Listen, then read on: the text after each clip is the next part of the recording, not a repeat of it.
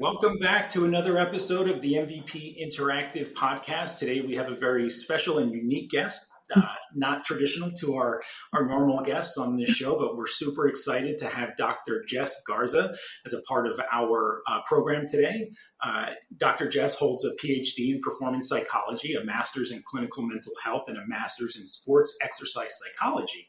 She has an impact and collaborated with prestigious institutions like the U.S. Congress, FBI, U.S. Special Forces, and even corporate executives ranging from Grammy nominees to professional athletes. Dr. Jess, thank you so much for joining us today. Thank you. I appreciate it so much. Yeah, as I mentioned, I hope this comes off as a very positive way in the fact that you're so unique to our typical guests. And, generally speaking, we sort of blend in the sports world and the technology world, but, never so much in the clinical or the mental psychological space, in which is obviously paramount to professional athletes as well as high level corporate executives. And so, I want to start off today just learning a little bit more about your background and sort of how you navigated into the performance psychology space. That is an excellent question. I would say that it probably started back, even as an athlete for me. I was a gymnast and a soccer player.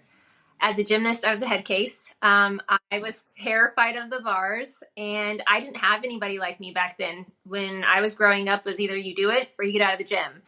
Or you do it and you suck it up and you just kind of like pray. And if I die today, this is where I'm dying. And then it was probably my sophomore year in high school. There was a very small little paragraph about sports psychology. And it just clicked for me that was what I wanted to do for the rest of my life. So since my sophomore year in high school, I knew exactly what I wanted to do and pursued the route to it. Now, when I went into my master's program, they were like, this field isn't really developed yet. I think there are maybe less than 30 in the world that were really like doing the work in an applied setting. And so for me, a couple of my professors were like, you also probably should get a counseling degree just in case. And my parents were like, you're getting what? What are you doing? And I'm like, it's fine. One day it's going to be a thing. And, now looking back, 2025, it is a big thing in the last 2-3 years, especially with COVID, mental health, athlete readiness, all of it has just come full circle to being the forefront of what a lot of companies and organizations are pushing forth.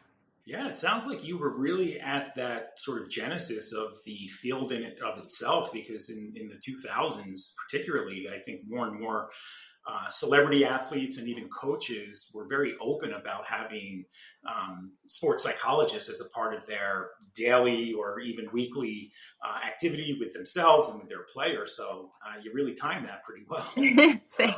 Yes, it was definitely interesting for me. And at the time too, I didn't even want to go into counseling. I didn't want to work with people's problems and what was wrong with them. What I really wanted to do was look at what was right with the individual. Then how do you make that even better? So bringing the lesser strengths up and then maximizing the strengths that they do have.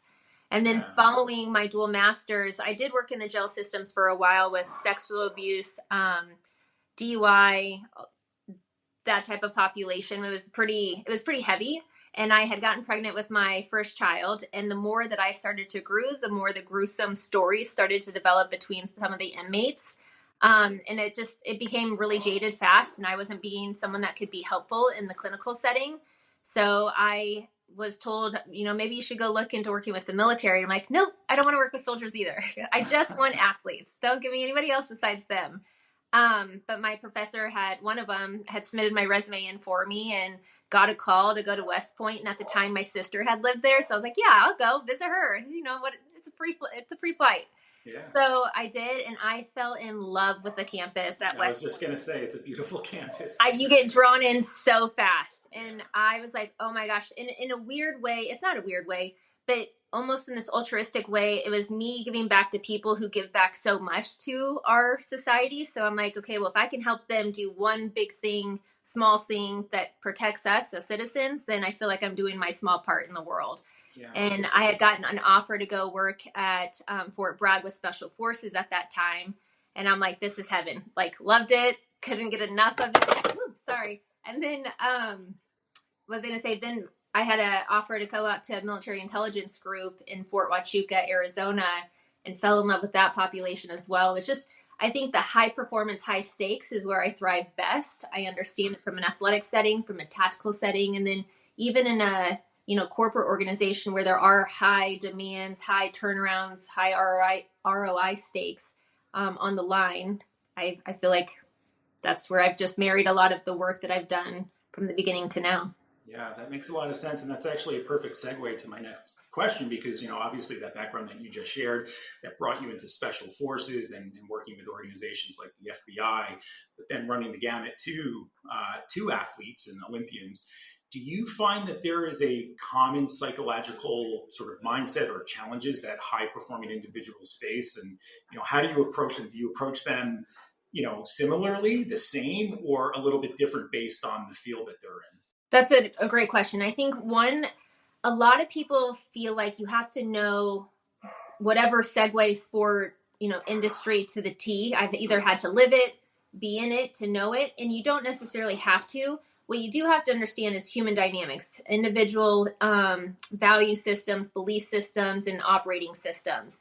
If I can talk the nomenclature, the language that individual speaks, or in the industry of itself, then I'm game in. I know how to work with the individual, because human behavior is human behavior across cultural dynamics, all the things. There's like universal signs, if you will, or emotions that everybody operates from. And then you add their value system onto it, and then it can explain a lot more on why people do the things that they do. So from that level, it's pretty similar. It's a performance is a performance is a performance. I just need to know why you do it and understand you as an individual a little bit more and talk your language. So I sit and I listen and I observe, and I don't pretend to know. I have them walk me through what a day in a life is, what their performance-based system is. And then I take my background in performance psychology, linguistics, all of that, and then marry those two together. I will say across the board, perfectionism is a really big one. Imposter syndrome, even at the highest of levels, are two of the main ones that people tend to struggle with the most. And then ironically, self-doubt too. Self-doubt, am I doing what I'm supposed to be doing? Do I max out here, or should I keep going? So there's a lot of second guessing on, should I do more, or am I okay with just where I'm at? And those high achievers are never just okay with where they're at. They always feel like the need for more. That's right. I feel like you can, develop a new bucket for entrepreneurs, because you just nailed so many characteristics that we go through. And, on the outside, people, hear me and some of the challenges that I feel that I face. They're like, what are you talking about? Like, you published a book, you're doing a great business, and like, I'm like, I suck. I feel like I haven't achieved anything. Right. It's funny. Before the show, I had mentioned that my wife is also in the field, and so that's something that I have the benefit of sort of talking through with my wife. I try to keep church and state separated, but it is helpful to kind of have that insight to understand that these are intrusive thoughts and maybe not be right. Real characteristics. And another thing that caught me, what you had said, is it brought me back to a high school teacher who said, my colleagues always stay in the age of 16 to 18 years old every year. And he goes, the one thing that I've learned in 25 years of teaching is trends change and music changes, but human nature doesn't change. It doesn't. And I thought that was it was powerful when I heard it at 17 years old, but I hadn't thought of that in a long time. And then you had mentioned that there are these characteristics that are just innate in all of us. Yeah, that it's true. And I think that helps with normalizing a lot of the behavior too. Like when you do get those intrusive thoughts, that it's like, okay, well, I'm not out of my mind. Like I'm a human. So cool. Check that. That's one. And then it's just, am I doing this out of fear or worry or doubt? And then you just bring it back into the moment of figuring out like, where's it coming from? And a lot of them are like more emotional triggers that you didn't realize are stemming up, because every time that we elevate to a new level of growth, whether that's financially, whether that's on a product level or relationship level, these triggers come up to make sure either that part of us is healed or we're ready to take on a new level of space to grow. That's fantastic. And again, I think this is a good sort of segue to another topic. And, I understand reading your bio and doing a little bit of research that, you give a series of talks throughout the country. And I thought it would be fun if we can sort of zone in on a couple of those topics and maybe educate our audience into some of those talks that you have and sort of the different narratives and sort of topics. And the first one that came to mind was something that you call the jumping Cholla effect. I hope I said that right. Cholla. Can you explain Cholla? Sorry. Can you explain the Cholla effect and how managing prickly people translate into better performance? That is a really good question. So I was on a hike in Arizona one day, and I went out there for college. I played at Grand Canyon University. And I was like, this nice little shrub looked really soft and fuzzy. And I went to go reach it, and it literally just like the little spines on it jumped and pricked me. And I'm like, oh my gosh. And I don't know why in that moment that I was like, oh, this is just like people. Like people can be legit pricks. Yeah. And going up to them, like you can walk around, like I'll give you an instance. Like the other day I went to Starbucks. And I had gotten my nice little chai tea, but the person at the window was just super abrasive. And I'm like, it's 6 a.m. right now. Like, I don't need this. You don't need this. Yeah. But the person was like, here. And I'm like, whoa. And then I'm like, okay, it's not about me. It's about them. But like, had I taken on their emotions, that little prick, not him or her in that moment, right. But the little like jab, like hello, or that, abrasive remark would have stuck with me and like buried underneath my skin. It would have been something that I would have attached to and carried on to for the rest of the day. And I think that we do that a lot with people that we interact with in any business setting and or relationships, that we interact with them. And sometimes we take on other people's emotions as our own, but then we don't clear them out. And so if I'm interacting with thousands of people throughout the day or hundreds of people throughout the day, or even my teams, and everybody's coming in with a wide range of emotions, and I'm not recognizing whose is who and I'm attaching to them, I could be the happiest person in the morning, and then all of a sudden I'm sluggish and I'm exhausted and I'm irritated and I don't know why. And then I go home to my family and they're like, oh, how was your day? And I'm like, it's fine. And I'm like, like we become jumpy and they're like, okay, well, I just asked you how your day was. Sure. But we don't realize how to clear that stuff up. And when those prickly emotions or prickly people get underneath our skin, we have to be really intentional about how to remove them and when to remove them. But if we're not intentional about it, it just gets muddy and it just clutters. And I talk about it in a sense of emotional hygiene. Like we take showers daily, or maybe every other day, wash our hairs, and then we brush our teeth daily, but we don't emotionally clean ourselves on a hygienic level daily. We just keep building over and over and over again until it becomes too much. And then it's either burnout in, corporate industries or even athletics. It's exhaustion.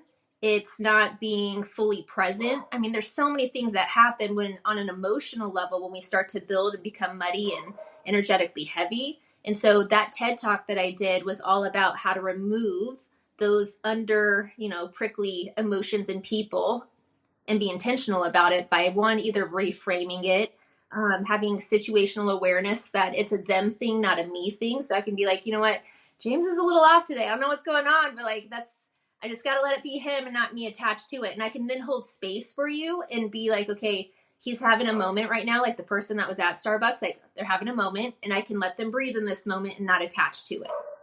Right. Yeah. And that is critically important, especially from a managerial standpoint. And I'm sure that you help executives sort of manage maybe difficult employees or prickly employees. And it reminds me of an interview that Robert Kraft of the Patriots had said that, when he was going through a lot of the turmoil, whether it's coaches or players, and, these are high profile folks. Yeah.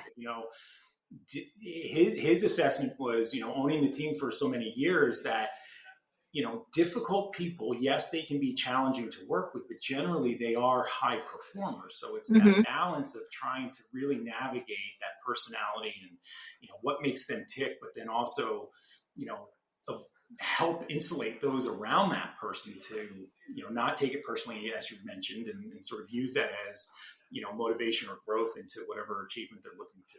Absolutely. And I think that kind of falls too under this level of like, what is it? The unconscious expectations, where if I'm assuming on a drive level, on a managerial level, what ends up happening, it takes like one person to change the dynamics in a room, right? And oftentimes, like we tend to follow the lead of our leaders. And so if they're in an emotional state for whatever triggers that they had coming into work, maybe because of the demands that are above them, but the people down here have no idea that are underneath them, the pressure that is being put on that individual, and then it becomes too much to be able to handle for one person. So then it's just like an attack that the other people typically feel on. Sure. But then it also takes one person to change the dynamic. And what ends up happening is we catch these feelings or emotions because we have an open loop system in our brain that we're hardwired to pick up that information. It was a survival method, still is, from way back in caveman day to now, but we don't necessarily always turn it off or recognize like there's not an alert in this room right now. Someone's just having an emotional trigger. I can disarm my emotional alert that says like, I'm not threatened right now. And I can come back and just like chill for a minute. Yeah. You touched on it a little bit, but in terms of those of us that don't have your superpower, what are some of the, it sounds like you kind of really focus on scenario-based techniques, and what would you train or, advise others that maybe don't have your background or such an awareness on hands-on exercises or techniques that you find really impactful? Probably the biggest one is a deep belly breath, deep diaphragmatic breathing. It slows the brain down quite a bit, allows for more oxygen uptake to happen so that the emotional state isn't constantly firing. Because when our emotions start to get triggered, our prefrontal cortex, which is where we make our decisions and analysis and thinking, all of the creativity, like all of that's right up here. And when we start to have this emotional trigger, like worry, doubt, fear, anger, it shuts that accessibility off, and then we just go through like action mode. And so if I can slow that process down a little bit more and then assess, is this coming from me or is it coming from somebody else? And so the assessment part and really taking like an aerial view of what's happening around you and being like, is this something that because it's a choice. Like we can choose to attach to whatever's going on in the situation, or I can choose to just sit and watch for a minute. And so I really have to assess, is this something worth attaching to and letting underneath my skin? And that's fine if you do. You just have to recognize, like, I chose that, and I'm going to, whatever the interaction is and outcome of that, I just got to acknowledge that that's where I'm at. And then if not, then I'm going to sit and be like, okay, this isn't something that I'm going to choose to attach to. And then you sit in it for a moment and then go back to, I call it the win method. What's important now? And in this moment, what's most important? Is it for me to like go to X task? Is it for me to take a deep belly breath? Is it for me to ask a follow-on question to get more clarity? Because assumptions kill. And which is why those unconscious expectations have such a big impact. Because if I assume that they should be acting and behaving and thinking and doing in a certain way, then I'm going to get even more triggered. And if I'm not communicating that, then now we're just in the cyclic cycle of destruction.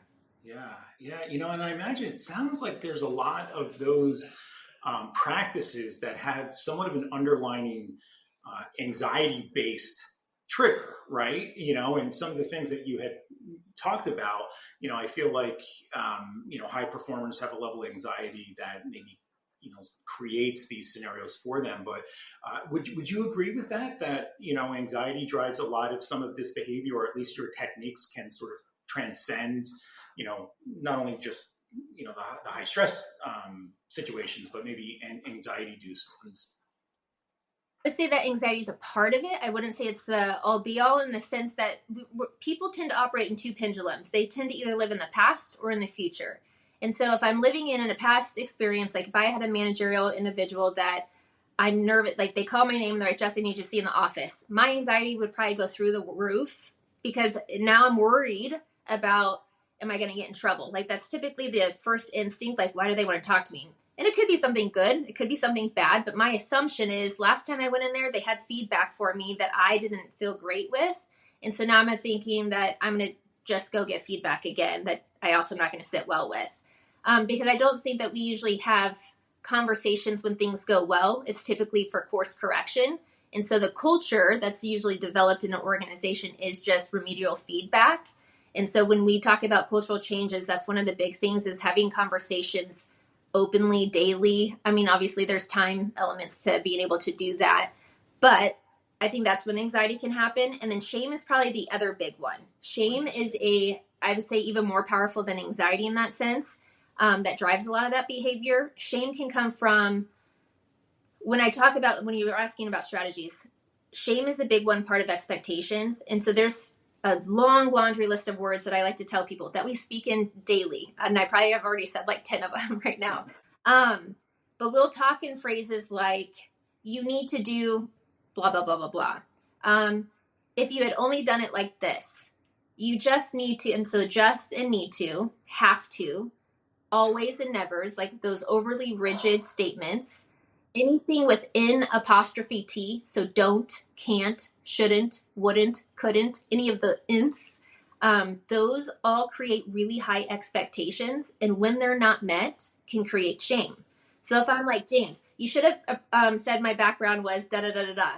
You should have asked me this question and not this question, and then we could have done it this way. And if you would have done, so now all you hear is critique and me pointing a finger. But that type of language doesn't just happen from like me to you. We also internally do it to ourselves. So then I'm like, Jess, why did you answer it like that? You should have said it this way. And if you would have done it like this, then the conversation would have been here. And so internally, that dialogue is just critical and shameful. And then that creates the anxiety that you were just talking about to then cause me to either make a mistake or be hesitant or worried. And yeah. Yeah. And remind me, what was the acronym for WIN? Because that really stuck with me. Because oh, no, that's good. What's important now? So in this moment, what's most important? And maybe it's just for me to sit. In this moment, maybe it's for me to take a deep breath or to ask a question. Yeah, no, I love that. And gratefully, I feel like that was a subconscious practice that I try to take in on a weekly basis, running my business where, you do live in the future to a degree, whether it's, you're worried about finances or invoices and, projects that are coming or maybe projects that aren't happening. And, the one thing that I've been able to train myself over the years is really focus on the day and then live, give these daily or weekly sprints that you just focus on. Don't worry about next week. Don't worry about next month. Worry about what can you achieve today and throughout the rest of the week that is sort of going to alleviate those concerns that you have in the future, or at least trying to avoid that. So I appreciate that. No, that's a good one. Yep. Yeah. And then the way to course correct that too, because even like the example when you're like, don't worry about the future. So those that don't, our brains can't process that word or the in apostrophe T. So it hears everything after it. So if I say, don't worry about the future, my brain's like, worry about the future. And so then that's where my attention is on.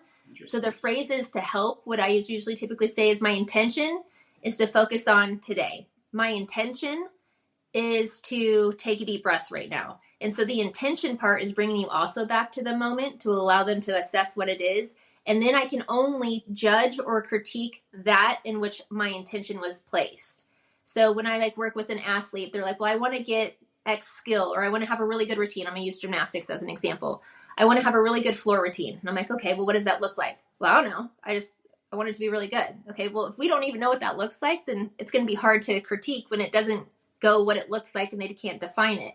And so then we'll break it down and it's like, well, my intention is to, and then we'll just focus on a pass. And then even in that pass, what does that pass look like? And so we'll focus on 3 things. And then afterwards they're like, yeah, but it didn't look good. Well, was that what we were judging? Was our intention was for it to look good? And they're like, well, no. And I was like, okay, what was it? And they're like, well, to feel my arms and to stretch tall and have a good run. And I'm like, okay, well, did you do that? And they're like, well, yeah. And I'm like, awesome. Let's celebrate the hell out of that. This is amazing, but this is great. And then they get excited. And I'm like, okay, now if you want it to look good, that's our new intention. So we would say, and now, which would be the transition, not don't do blank. It's and now. My intention is for it to have tight legs so it can look good. Cool. Now we can judge that and we can critique that. And then if it was still not great bent legs, then we would say, okay, and now squeeze legs. So everything has a constant shift to the moment in one specific intention. Right. Now, do you find it, it sounds like you really advise your clients and just your overall approach to things is really stating an intention as the baseline introduction to said topic. Is that accurate? And do you find that as a great pause for the individual and their brains to say, okay, I'm not going to worry about the negative. My intention is to talk about the things that, are going well or that didn't go well and how we can approach it. Is that accurate? I would say my baseline for them is typically self-awareness. And so sometimes we're just catching it. We're not even going to we're not even going to attach to anything. I'm not even asking you to implement anything. I just want you to notice where your brain goes. And so one of those other phrases that I was talking about was the yeah, but. I didn't add that in the list of words, but that's another one where I'm like, oh, that was really good. And they're like, yeah, but did you notice? And so I'm like, that's another one of those high expectation words that can create shame. And so I'm like, just notice the phrases that you say to yourself. So let's just catch them for today. So self-awareness is always my baseline. And then I'm like, okay, well, once we've noticed it, let's start an intention to well, once I hear myself say, yeah, but, then I'm going to say my intention is to sit with the compliment. Like when my coach says that was great, or my boss says that was great, and I say, well, yeah, but I could have done. And I'm like, nope, let's just sit with it. You got to talk, like, we got to sit for 3 seconds, and you got to say, thank you, and repeat the compliment. Like, thank you, I thought it was good too. And they're like, yeah, but I didn't. And I'm like, I know, because your nervous system doesn't like those compliments. And so because we're so used to the shame that we've gotten comfort in chaos, we've gotten comfort in shame as well. And so if I don't hear that, then I think that there's something wrong, and my alarm system goes off. And so when I do get the nice compliments, then I'm like, this isn't our norm. Like, Jess, you should be messing up. Remember, like, that's what we're used to. And so I have to get my nervous system, not necessarily my brain, but my body, to feel safe with those nice compliments. Yeah, well, that's a great retrospective and introspective. And so, dealing with these high stress roles with these high performers, obviously there's a lot of unpredictable things that happen throughout one's day. And it doesn't matter, whoever the person is. Yeah. But what are some of the strategies or influences that you have towards the individuals that need to handle things in a very unpredictable manner when they just pop up? At that point, when it is so unpredictable, it's going back to trusting to train, and controlling the uncontrollables, or controlling the controllables, not the uncontrollables, because that's really at the end of the day all you can. And when you talk about controlling the controllables, typically that is just yourself. I can't control the guy to the right, to the left. I can only control me and my thought process and my breath and your rate of blinking. Those are like really the only thing. Like, I can control how fast my eyes blink, and I can control my breath, and I can control my thoughts. At the end of the day, those are like the 3 things that I have control over. And so then I say, if in a high unpredictable, you've got to go back to basics and trust the training that you've done is there, and you can go to execute. And so we talk about heavy when we are in training modalities, that you're training it as if it's a high risk, high, stake situation, so that it feels familiar when they're in those unpredictable cases, which is why scenario-based trainings are so critical. Now, do you run through exercises for people, almost like a training to, like, whether it's role playing or envisioning or thinking about a scenario, and what's that like?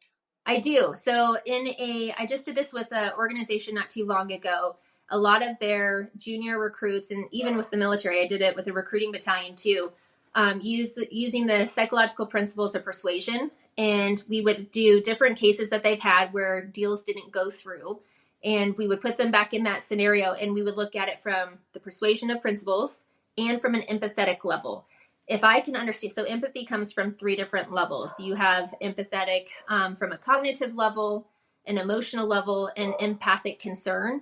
And if I can understand someone on all 3 of those levels, I can typically influence them to whatever direction that I typically need them to go into, in an ethical way, obviously. And so when we talk about negotiations and like making connections with people, it's people don't understand people. We understand I have to get from here to here, A to B, and how do I get to B? Most people jump the gun and try to already offer whatever it is that they're doing without actually understanding the needs and assessing the individual or company.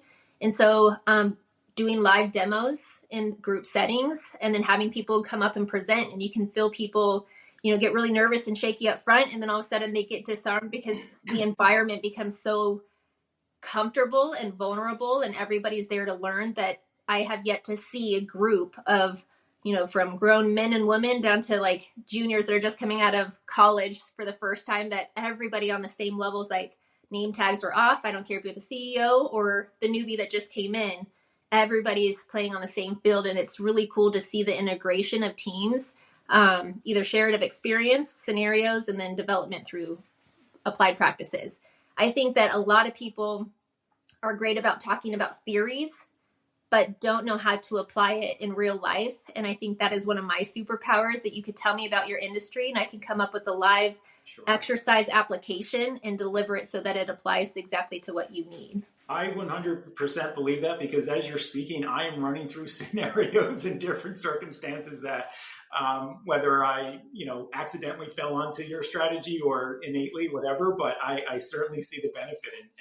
And just as a way of an example, as you were speaking with working with associates and, then worrying about, deal flow or what have you, or sales, it's something that I go through constantly where, in my mind, winning is the expectation, right? Where if we get an RFP or a project proposal, we're going to win it. We're supposed to win it. But when we don't, I still have those moments of, real disappointment. And to your point of thinking about an empathetic or sort of a somewhat rational justification of why.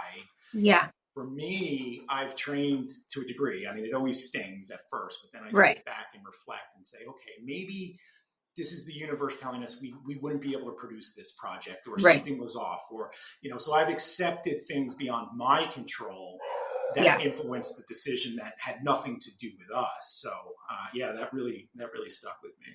Yeah. So, one of your talks, really speaks to managing stakeholders and the unconscious expectations. Can you expand on that and how it relates to organizational growth and how leaders can address topics? Yes, this is probably one of my favorite ones that I think people are timid to talk about, or even address with higher stakes, because you want to please them. You want to get the deal. You want to get the project. You want to, all the things. And so I think when you understand individuals at very high levels too, you can have a very candid conversation without them feeling attacked. And so that's also, I think, one of my superpowers is I can sit at a table with, high level C-suites and eventually get them to open up within a couple of minutes about some vulnerabilities that they typically would hide and, closed doors, not ever talk about. But I think what ends up happening that stumps growth in a company is the assumption piece, especially with their lower individuals. That I own my own company as well. So I've felt this and I've experienced it. I'm super type A. I'm a go-getter. I want deals. I want growth in my company. I want all the things. And when I hire someone who is more of a doer, which every company needs, and that is okay that that's what they want. And I'm like, what do you mean? Like, why don't you want more? Like, you should get this and you should do this. And why aren't you calling it just because you feel like you should, kind of thing. And my expectation is like, I would do it on unconscious level just because I want to see how far I can push my limits and boundaries. Sure. But they're only on the paper doing exactly what I told them to do. And that's great. But I'm like, yeah, but why aren't we doing more than just this? And they're like, well, you didn't ask me to. I'm like, well, I shouldn't have to ask you. And so in my head, that unconscious expectation of like, I think people should operate on the same level of me. That was a belief that I had that I didn't know that I was operating at. And so then it was putting pressure on them, thinking that they were underperforming or not good enough. And I would never want an employee to feel that way. But unconsciously, I was putting that level of pressure on them. And so I'm like, whoa, let's go back. You're right. You don't have to be at my level, and that's okay. And they don't ever have to get to that level if they don't want to. I definitely want to encourage them to grow to whatever capacity that they can, but it doesn't have to be like me. And I think sometimes CEOs and even C-suite executives feel like it's their way or the highway. And if it's not done their method, then it can't be done any other way. And so we have to disarm those type of unconscious expectations that come up in language, that come up in behavioral, mannerisms. And then just even listening to meetings after the meeting, I'm like, whoa, like we had 5 different expectations that came up that you never said out loud that you expected them to do. Yeah. So let's go back. And the next, like when we recap this to everybody in the email, this is what you get to say. And they're like, oh, that's crazy. I didn't realize I did that unintentionally. And I'm like, totally. So yeah, I feel like most of us throughout our career have had a manager or a boss that, definitely didn't get the memo, and they had an unrealistic expectation of the team and certain tasks and such. So I can certainly relate to that. Yeah, and it drives burnout so high, and then wonder what and that's the other thing. Like sometimes I think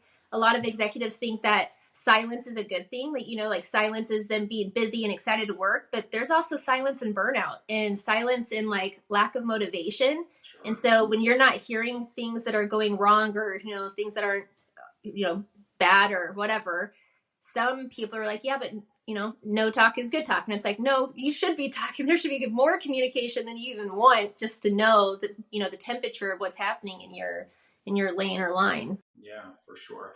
I feel like, another topic that we all can relate to is inner voices, right? And, you give a presentation at what's called Seat at the Table. And talk to us a little bit about, what that agenda is and sort of helping people navigate their inner thoughts or voices. This is probably one of my favorite presentations to do. I swear I feel like baby Einstein when it comes to emotions. I'm like, this is it. This is how everybody should operate. One of my own unconscious expectations. So when I do Seats at the Table, I talk about everybody asking themselves, what are like your 6 more dominating emotions throughout a day or throughout a week? And which ones are at your table most often? And they don't have to be bad. They don't all have to be good either. So I usually say, frustration, disappointment, shame, excitement, hopeful are usually all at my table. And when we identify the 6 that are at your table that are most dominant, and they might change day to day, year to year, whatever, month to month, I ask them to identify what is the emotion's purpose and what is its power. Every emotion that we experience is a good thing. It's not bad. Even the bad emotions, it is good to have. We have to understand the purpose of why it's coming up, and then how much power are we feeding it. So for instance, I'll give you like frustration and disappointment. Those 2 are kind of like sisters for me. When I experience disappointment, the purpose of it for me is to recognize when I didn't meet an expectation of myself. And so, and it's of something in the past. The power that disappointment has over me is I start to shame the heck out of myself.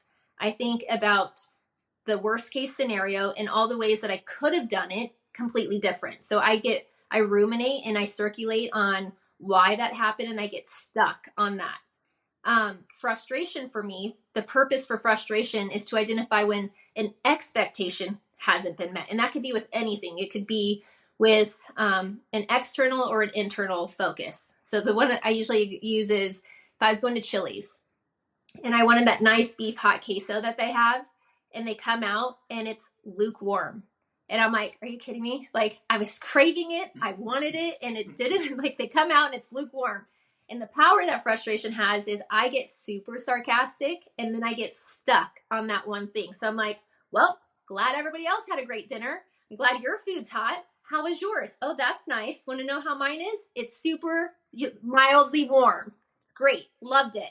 And so now I'm just so focused and isolated on that one event that I can't get over it. Right. And so I'm now feeding that level of frustration, and that emotion has more power than the head of the table, which would be Jess. Jess no longer has control. It's frustration, or sometimes I pass the buck and I go back to disappointment.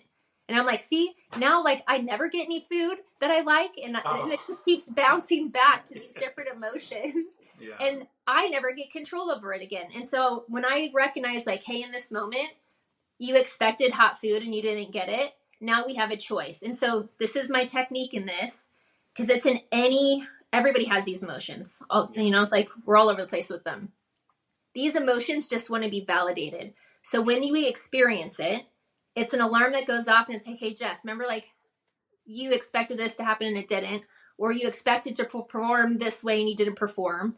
And it's just this alarm that says like, I just wanted to notify you. And I'm like, yeah, I got it. Like, I know that. But if I don't shut off the alarm, like in the morning when you're waking up your kids and you're like, hey, it's time to get up. And they're like, okay. And they're like, seriously, it's time to get up. And they're like, okay. And then by the end of it, they're like, okay, I got it. And then you're like, fine, I don't need to say it again. That's kind of the same thing that we have to do with the emotions to turn it off. And the way you do that, it's called the of course method. So you would say, of course I'm frustrated, makes sense, because I wanted hot queso. And in that moment, it literally contains the emotion. It isolates it and it validates it. And the whole body, like your nervous system will go, like you heard me, like I get it. Or let's just say you didn't get one of the proposals, right? And maybe I don't know, what emotion would you typically feel?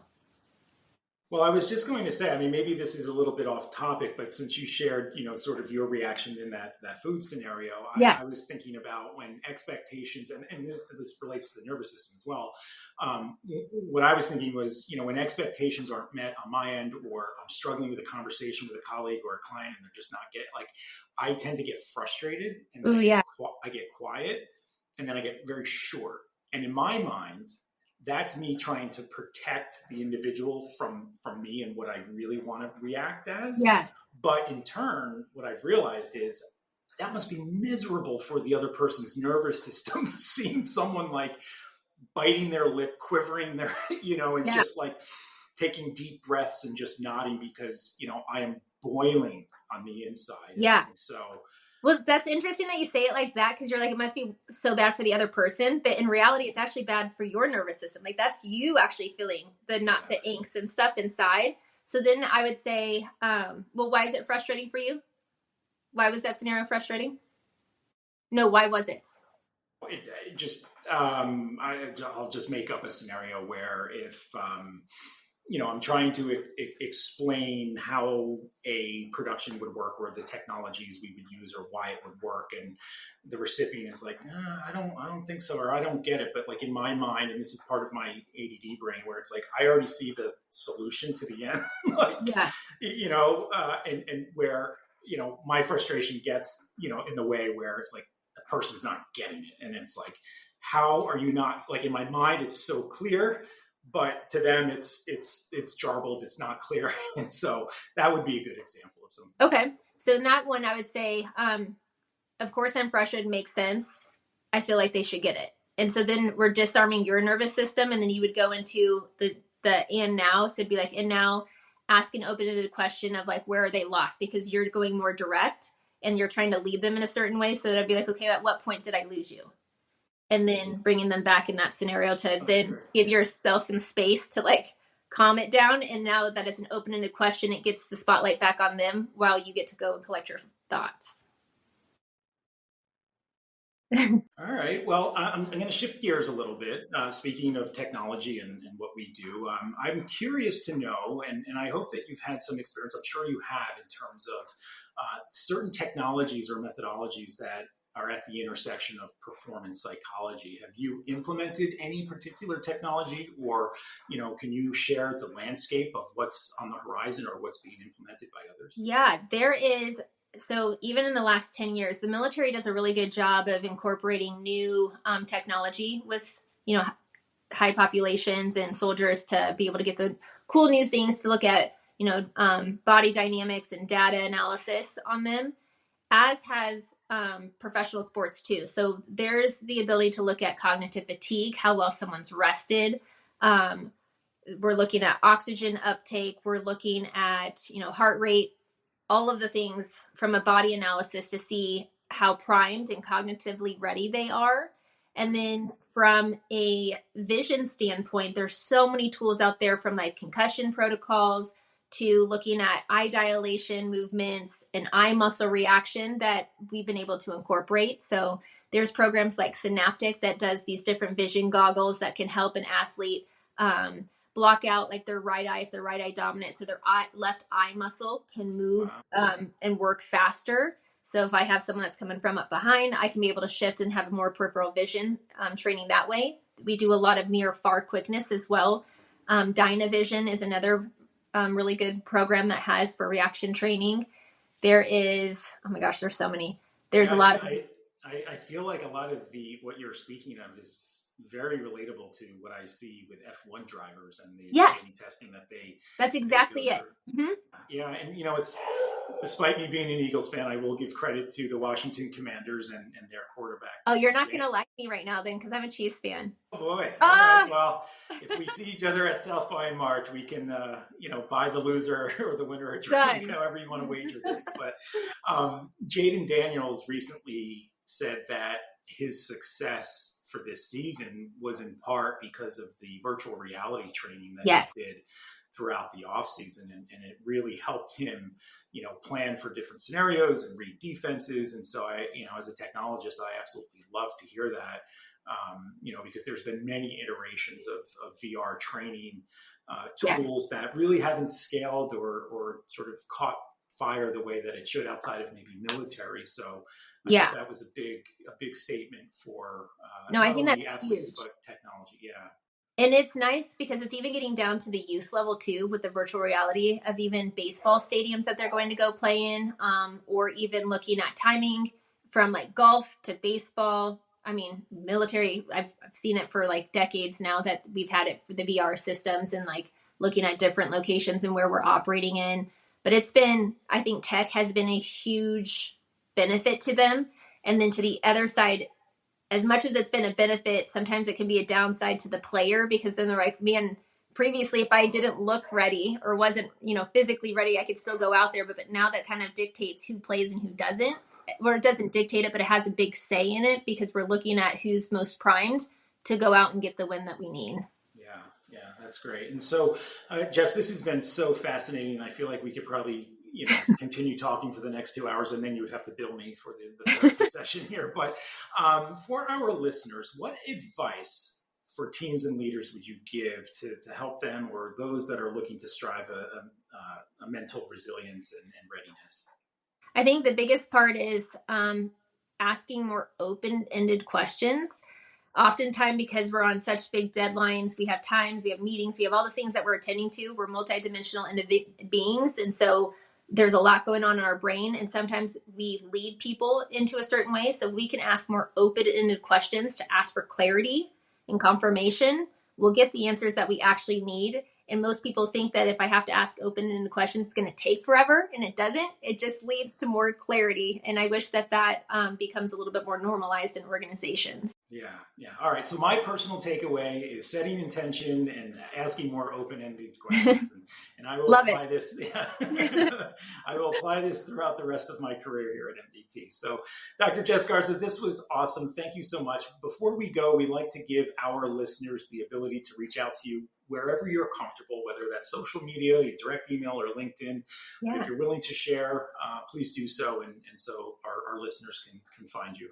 Well, great. Thanks. You can find me on Instagram at Dr. Jess Garza or on LinkedIn as well at Dr. Jess Garza. Wonderful. All right. Well, thanks for joining this latest edition of the MVP podcast. And thank you again to Dr. Jess Garza, and we'll see you next time. Thanks. Thank you.